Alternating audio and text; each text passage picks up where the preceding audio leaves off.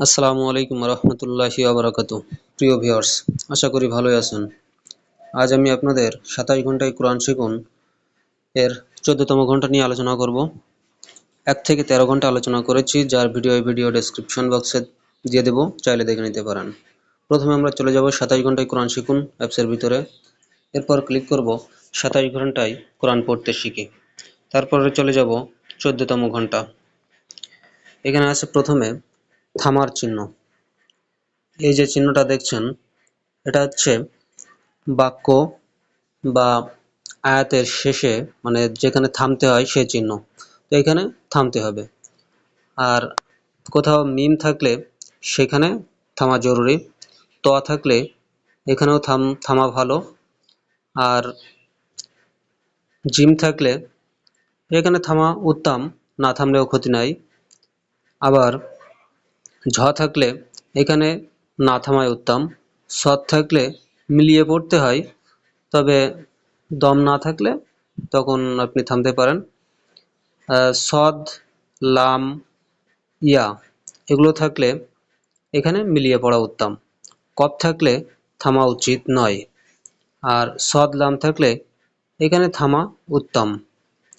এবং কফ, ফা এখানে থামতে হবে। এখন আল্লাহ শব্দ কিভাবে উচ্চারণ করতে হয়? যদি আল্লাহ শব্দের লামের পূর্বে জবর এবং পেশ থাকে, তাহলে লাম উচ্চারণ মোটা করে পড়তে হয়। যেমন ইন্নাল্লাহা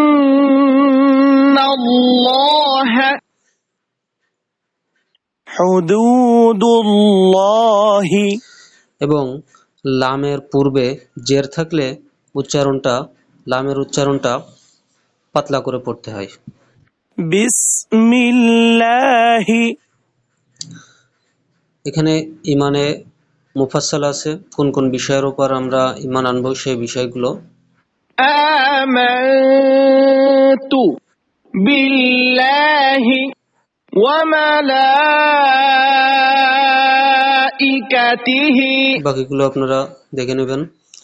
কালেমা তামজিদ আছে। সুবহানাল্লাহি ওয়ালহামদুলিল্লাহি। বাকিটুকু আপনারা দেখে নেবেন। এখন ওয়াজিব গুন্না। ওয়াজিব গুন্না হচ্ছে হরকতের বামে নুন অথবা মিমে তাজদিদ হলে সেখানে গুন্না হয়। যেমন আন্না, আম্মা, ইন্নামা, ফালাম্মা। মিম সাকিনের গুন্না। মিম সাকিনের পরের হরফ বা অথবা মিম থাকলে গুন্না করে পড়তে হয়। যেমন তরমিহিম বিহিজারাতিন